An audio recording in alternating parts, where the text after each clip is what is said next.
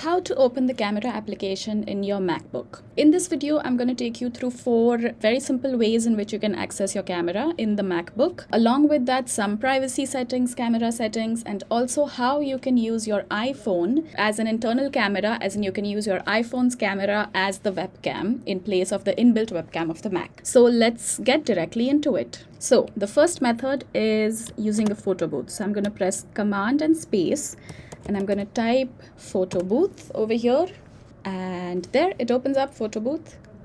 So you can also use photo booth, by the way, to take photos or videos. I have a timer on, so I'm going to take a photo as a sample right now. Okay. Now do note that just because these photos are taken over here in the photo booth does not mean that they are automatically saved somewhere. Okay, you have to right click on it and you have to say export, and you can give whatever name you want. You can select the location where you want to save it and say save, and only then the file is saved. Okay, so that was the first way, photo booth, through which you can also take photos or videos. The second is FaceTime. This is a very popular one. So you can use FaceTime as an application just to test the camera or to use the camera. Third, so I'm going to press Command space and type QuickTime Player. And up here you see QuickTime Player. So I'm going to go to File and I'm going to say New Movie Recording. Give it a second. Yes. So there is a new movie recording. This also turns on the camera. The fun thing about this, as in using this as a camera, is you can make it really small. You can position it, say, at the bottom over here, and I go back to view, yes, and I'm going to click float on top. So now what happens is that this is rooted in the corner over here, and if I want to teach something, if I want to open something else up in the background, an application, I can open an application, I can open Chrome if I need to. Yes. So that is the fun part about using QuickTime. So I am going to end this now. Yes. Now the next is using camera for, say, Google Meet or Teams or Zoom, etc. So let's test it out over here. Can you use the camera in multiple places at the same time, right?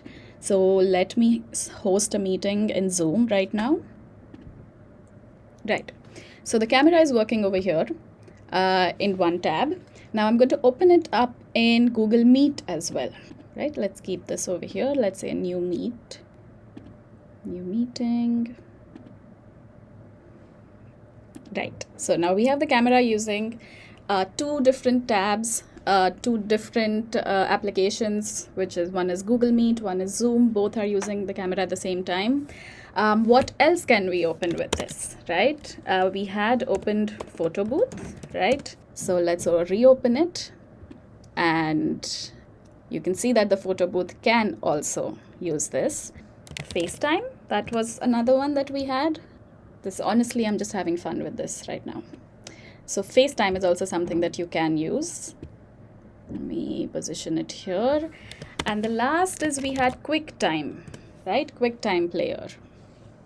So in QuickTime Player, let me just cancel this. File, new movie recording. And there you have it. Now I have 5 different cameras that are working at the same time. Who knew? So quickly. Right, so this is just for fun. I'm going to shut all of this and then get to the next part. Now next is, say I am in WhatsApp and I need to start a call. Right? If this kind of a message pops up, which says to use video calls, you need to give access to your camera's device. So you're going to click Open System Settings, and it already appears here. If it doesn't appear here, then I'll show you where you can go from. So in Settings, you are going to click all the way down on Privacy and Security. In Privacy and Security, also you're going to scroll down and you see Camera. Once you click on the camera, it will show you how many applications currently have access to your camera. So WhatsApp, as you can see, doesn't have access. So I'm going to turn it on, and then it will quit and reopen the app. So there, now WhatsApp has reopened. And now if I say start a call, there you have it. The camera here is working as well. So now coming to the fun part, how do you connect your iPhone to use it as a camera, right? So again, I'm going to press Command space. I'm going to open QuickTime Player. In QuickTime Player, I'm going to say New Movie Recording. And in new movie recording, over here you see this down arrow, you click on that, and I'm going to click, it says Buttercup's iPhone because that is my iPhone. Now, two important settings that you need over here before this works is, one, in your iPhone you need to enable a setting called continuity camera. You can see, I will show over here how you can do it, that. And secondly, you need to have the same Apple ID logged in on your MacBook as well as your iPhone, the iPhone that you are using. Apart from this, nothing else is required if you are on the latest Macs. If you're using an older Mac version or an older iPhone, etc., then you may also require the Wi-Fi and the Bluetooth to be on. But generally for newer modern Macs and iPhones, none of these settings are required. So there you have it. Buttercup's iPhone is popping up. I will click on that, and there you have it. That is the iPhone that I am using right now. I'm holding it in my hand. Hope you enjoyed the video. Bye-bye.